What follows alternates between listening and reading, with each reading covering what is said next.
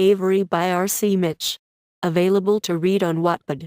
Once upon a time, there was a lush garden hidden away from the world. To reach this garden you had to travel through a dense forest filled with dangerous animals which could end one's life in one swift move.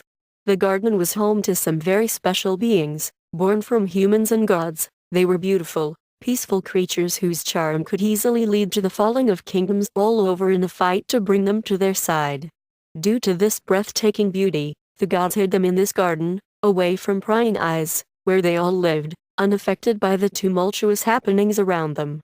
These creatures were different from humans, they were neither man nor woman, and such classifications were useless amongst them. The love they shared for each other was not polluted by greed or envy, it was pure and unending.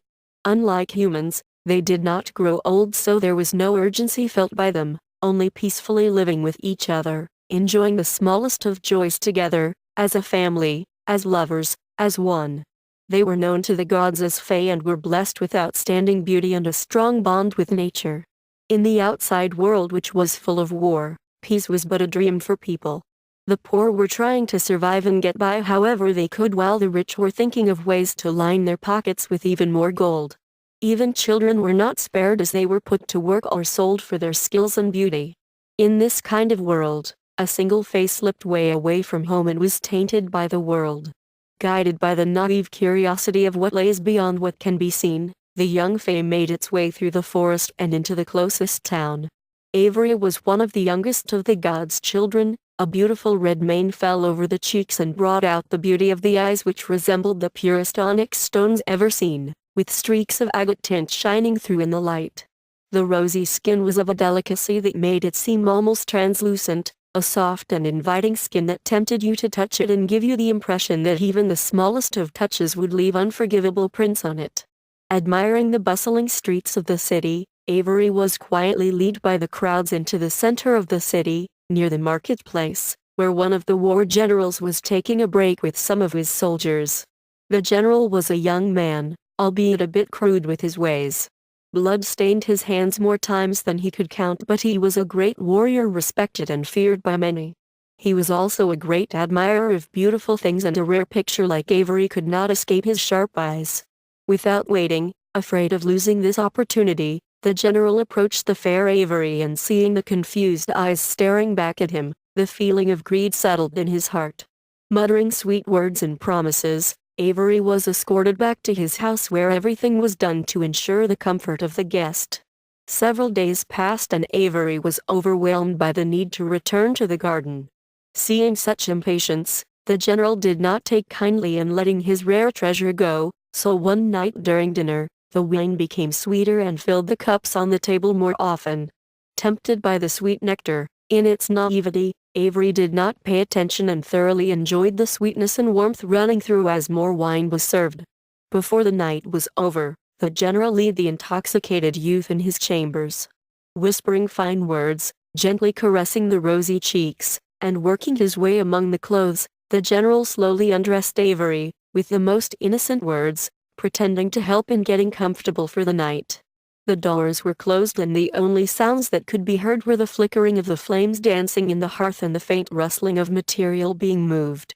In what seemed like hours, dead silence was enveloping the house, and a strong gust of wind blasted the windows open and extinguished the fire. All was still and quiet, there was no one moving in the slightest, making it seem as if time stopped. Sorrowful sobs were heard after a moment, and the wind intensified in tandem with the desperate cries that were filling the estate. The next day, the general woke up feeling satisfied, but instead of finding the lovely Avery next to him, all that was left was a memory of the night before, and a gorgeous red rose. In the hidden garden, sadness surrounded the fae as a result of the loss of Avery to the hands of a measly, greedy human. The fae started to feel something they never felt before, the urgency for the lives of their loved ones and sadness for losing one's kin. Because of the strong connection to nature and in between themselves, they knew what had happened. They had all felt the journey together with Avery.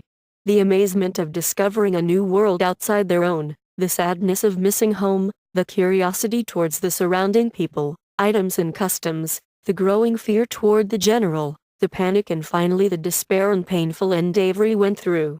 The hatred amongst the Fae aimed towards the general and towards the humans was released in waves, and the gods decided to intervene in an attempt to bring peace back to the garden. The gods gave the Fae a choice. They could take their hatred and avenge Avery by killing the general by using their connection to nature and in exchange give up all their power, or they could leave the general to live as it was written in the stars and remain unattached to the happenings of the world outside the garden. The Fae pondered over the choices, and although they were somewhat hesitant to give up their powers and therefore their home, the memory of Avery and what happened as the result of the greed of a single human, fed their anger and need for revenge. In the end, the decision was made. They all choose to destroy the general, in order to avenge the disappearance of Avery. Several nights later, the famous general was found dead in a rose garden, surrounded by fauna climbing roses where he had wandered off while drunk, a state that he was often in after his treasure vanished, leaving behind a single rose stalk. After that night, the city was in too much of an alert trying to investigate the cause of the death or gossiping about it, that they failed to notice the group of beautiful strangers moving through. The Fae were now reduced to ordinary people, their powers stripped from them and the connection with nature weakened to an almost unperceivable state. Although still charming and more beautiful than normal humans, the creatures could have been clearly classified as men and women who grew old in time and had no outstanding powers. They were almost identical to humans in appearance and strength, but their souls were still those of Faes, and their love for each other knew no boundary. No matter what gender they had become, they loved who they did, and it was as natural for them as breathing. Even if lovers were both males, both females, or a male and female, in their hearts there was no such limit and no need for it. After all, love in the purest form did not need to follow the rules set by humans. However, those around them did not know the story behind the fallen creatures. They shunned what was unusual and kept away from them because of their own ignorance. Time passed and the older generation of Fae spread around the world, some hiding their unconventional love, others bravely confronting those who were judgmental of them, but one thing they all agreed on, that avenging Avery was the right choice. Their life continued with the good and the bad, and they found out that having a time limit enhanced everything they felt, made being alive and together with their loved ones worth more. And no one would be able to tell them differently.